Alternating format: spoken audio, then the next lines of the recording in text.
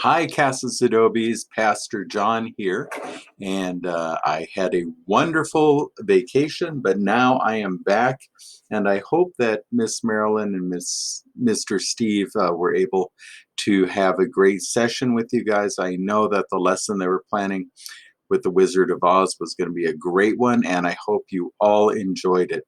Thank you all so much for bearing with me while I was gone. I do feel rested and ready to go.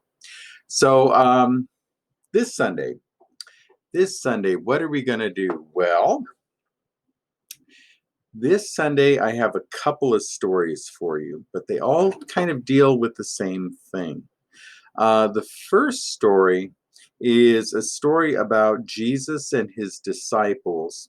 And Jesus had finished talking to a bunch of people, and he told his friends, "Go ahead, go on your boat, go out into the lake. I'll join you in a minute after I finish talking to these crowds and let them get going."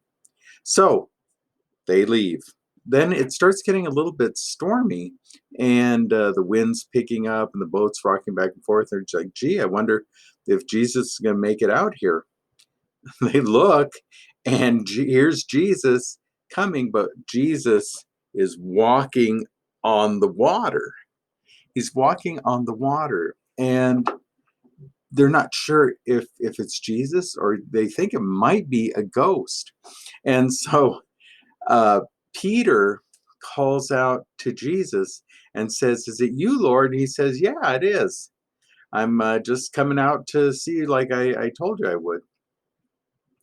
And Peter says, "If this is really you, call me out onto the water so that I can walk out there to you." So Jesus says, "Peter, come on out." Well, Peter steps on the water and he doesn't sink. Takes another step, he's doing pretty good. Then suddenly a gust of wind comes, and now he's not so sure of himself. And so he starts to sink, and he screams out, "Lord, save me." And so Jesus puts his hand out and pulls him up, and they both go into the boat. And Jesus, like, "Peter, you were doing it, but then you got scared." He said, "You let doubt come in and you started sinking." We'll talk about doubt in a second. The second story is probably one that you're much more familiar with, and that's a story about Joseph. Joseph and his brothers, and there were 12 brothers in all, and Joseph was really, really loved by his father, Jacob. And from the last story I told you about Jacob and Rachel and how he worked so hard to marry Rachel, well, Joseph is Rachel and Jacob's son. And so he just loves him so much. And to show that he loves him, Jacob had a special coat made for him. And it's translated in different ways. In some versions of the Bible, it says a long sleeve coat. But other translations say a coat of many colors. And so I like to hold up my sarape from Mexico. I have a stole that's made like a sarape, but look at all those colors, and they are all so bright. And this is what I like to think Joseph's coat looking like. The amazing thing, when you're weaving something like this, you have to get each color and weave it in very tightly. And then once you get a certain line, you get another color, and you keep going and going and going. So it's a kind of difficult process. I mean, look at all those bright, beautiful colors. And so when Jacob gave the coat to Joseph, the brothers were very, very jealous. They said, "What a beautiful, beautiful coat that is. And how come Father is giving it to Joseph and he doesn't give it to us?"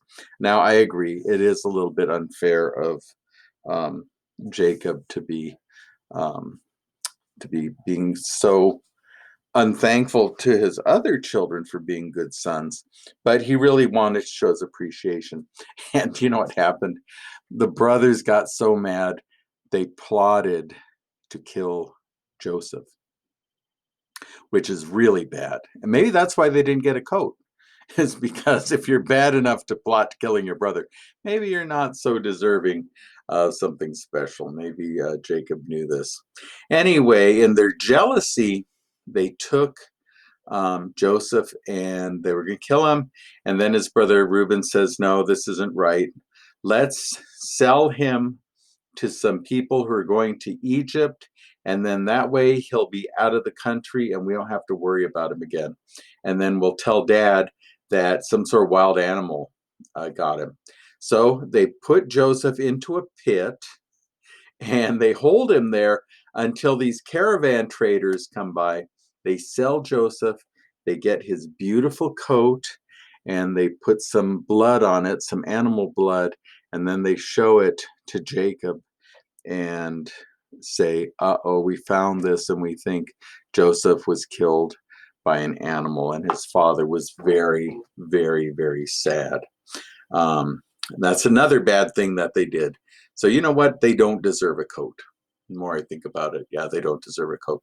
So, but Joseph goes into Egypt and he's very, very scared. He's all alone. You know, he's wondering, why are my brothers doing this to me? What's my father going to think? I was doing everything so great, and now everything's so terrible. So, what do these two stories have to do with each other?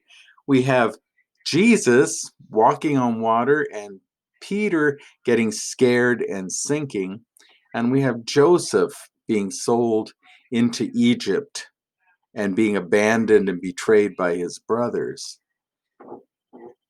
Well, let's think about it.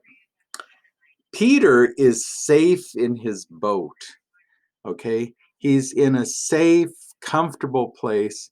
He sees Jesus and he has Jesus call him out. You know, Jesus didn't do the calling. He says, Lord, if it's really you, call me out and I'll do it. So he calls him out. Okay, and so Peter, in his confidence from his safe place, goes out. He gets out there and it's not so safe. And he's like, oh, I can't do this. I can't do this. So it's not doubt in God. It's doubt in himself. He's doubting that he does not have it in him to go and persevere, have the fortitude, the courage to go forward. And so Jesus pulls him up and he's like, you know, you could have done it. You could have done it. And so, all right, my phone was ringing. I fixed it. So, but you had it in you all along. Now, with Joseph, he was safe. He was safe in his nice little family cocoon. He had a beautiful coat. His father loved him. He thought his brothers loved him. And now he's thrown out. He's in a place where he no longer is confident and he's fearful. But you know what? He can do it. God is with him. And so he doesn't need to doubt himself. God will go with him into Egypt. Just like Jesus was with Peter the whole time. It was just Peter had to hear that extra or see that extra hand being reached out to him to pull him up. So this is a lesson I want you to come away with, is that we have it in us. We have courage. We have wisdom. We have self-control. And we can do what we need to do for justice sake. And nothing can stop us. But I mentioned a couple of weeks ago when Paul wrote this thing, he said, you know, with God on your side, you can't go wrong. And that's true. And so these lessons remind us, Joseph has God on his side. Peter has God on his side. And nothing can go wrong with them. And so, and the thing is we need to have confidence in ourselves, confidence that we can do the right thing. Okay, so that's today's colorful lesson, and I will see you all on Sunday at Funday School. I wish you be well, be safe, be a blessing. Peace. Thank you.